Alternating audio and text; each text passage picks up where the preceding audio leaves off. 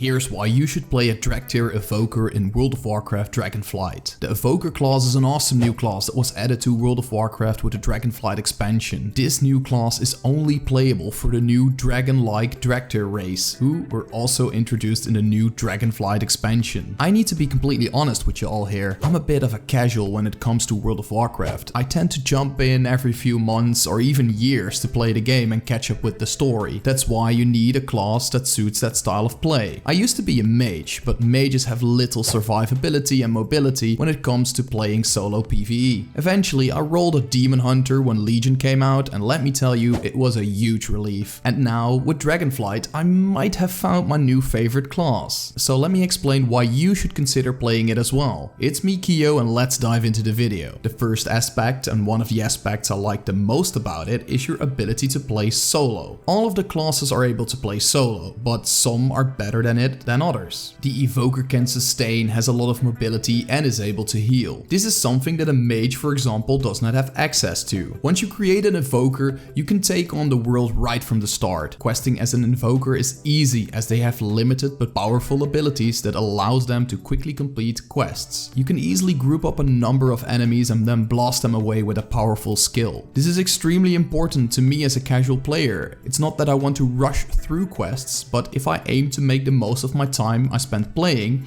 I need to play efficiently. As I mentioned, I used to play a mage, however this proved to be difficult when I wanted to take on multiple enemies or complete quests quickly. The second aspect ties into the first one, its mobility. Similar to the demon hunter, the Evoker possesses the ability to glide through the air. This ability is tied to your jump key. When you double jump, you gradually move in your preferred direction and gain momentum in the air. This can be helpful if you want to jump from a ledge or mountain and safely land on the ground. Much like my demon hunter, I typically use the glide to gain extra speed to reach my destination more quickly. This is something that an Evoker can do as well. In addition to the glide ability, there are several other abilities that can aid in reaching your destination. For instance, the deep breath ability allows you to fly over to a targeted location and deal damage to all enemies struck. If targeted correctly, this ability can also help you traverse rivers, small gaps, and fly up small ledges. So if you are currently unable to fly or need to ascend a ledge quickly without much effort, you can use the deep breath ability. There is also an ability called rescue, which enables you to fly over to an ally, pick them up and transport them to a designated destination. This works well when you need to reposition yourself and your ally. And if you find yourself in a dire situation, make sure to use landslide to root enemies in place. This gives you the opportunity to fly away whenever you are facing a tough situation. All in all, the Evoker is an excellent choice if you're seeking a class with some extra mobility. Another good reason to give the Evoker a try is because only one race can play it, the Dracthyr. The Dracthyr possess their own unique character aesthetics that can't be found on other races. Unlike the demon hunters, who are exclusively to the night elf and blood elf races, the Dracthyr are a distinct race on their own. While they share some aesthetics with the humans, that's where the similarities end. This human-like form is also referred to as your visage form. When you engage in combat as a Dracthyr Evoker, you will always go into that dragon form. So it's important to customize this dragon form to your liking, as you'll be looking at it quite often. The Evoker's capabilities extend beyond just dealing damage. It also has a healing specialization. And because of this, the Evoker can easily survive challenging situations. Thanks to its healer specialization, the Evoker can also join the dungeon finder as a healer. This enables you to swiftly team up with other players and initiate a dungeon.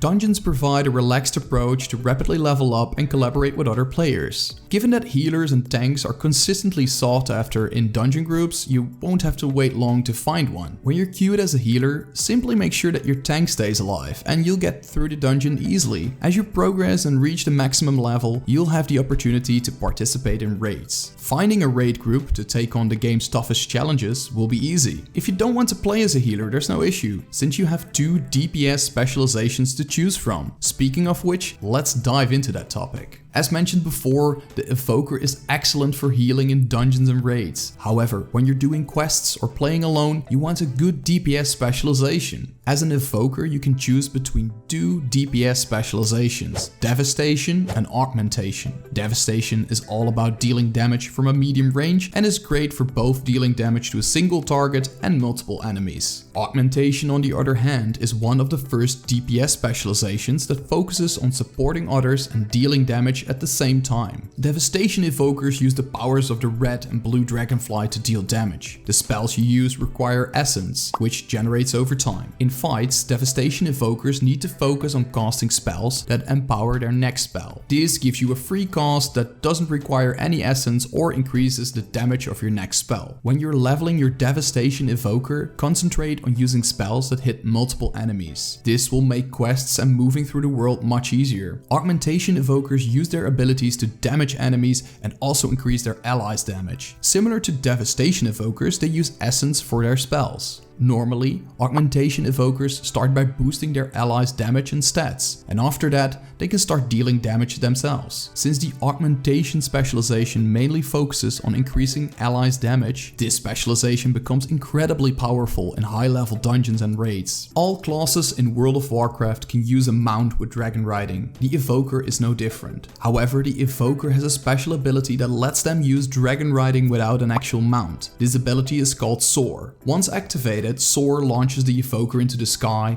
allowing them to fly swiftly to their chosen destination. Similar to dragon riding, this can only be done for a limited time and requires the Evoker to maintain their momentum while in the air. If their momentum runs out, the Evoker can easily land and use their regular dragon riding mount to take to the skies again. This is something that other classes cannot do. Moreover, and more notably, other classes and races can only use their dragon riding mount while on the Dragon Isles. In contrast, the Evoker can use their Soar ability anywhere in the world. So don't be surprised if you see an Evoker flying around while you're in Stormwind. Although this feature is currently exclusive to the Evoker, there is a chance that other classes and races might also gain the ability to use dragon riding all across the world in the future. The final reason to play as an Evoker are their unique abilities. We've already covered a range of their skills, but their new charging abilities stand out. The Evoker possesses the ability to charge certain spells to make them more effective. In order to do so, you simply hold down the button for a particular spell, and the effectiveness of the spell increases when you release it. The longer you hold the spell, the more impactful it becomes. In certain situations, you have the opportunity to fully charge a spell, resulting in significant damage or healing. However, in other scenarios where you need to cast swiftly or escape a dire situation, there might not be enough time to complete the full charge. If that's the case, you can release the spell early without cancelling it altogether. Unlike other classes that often have to stop their casting and reposition themselves, certain Evoker spells don't require this interruption. In specific scenarios or builds, it might even be better to fully avoid charging an ability. This can happen if you stick to a certain rotation or battle a specific enemy. Certain spells get stronger when they hit more enemies. Yet, if you are up against just one boss, you only need the effect from a level 1 charged ability. So, what do you think of the Evoker? Are you playing one already? Thanks for watching, let me know, and I hope to see you all in the next one. Peace!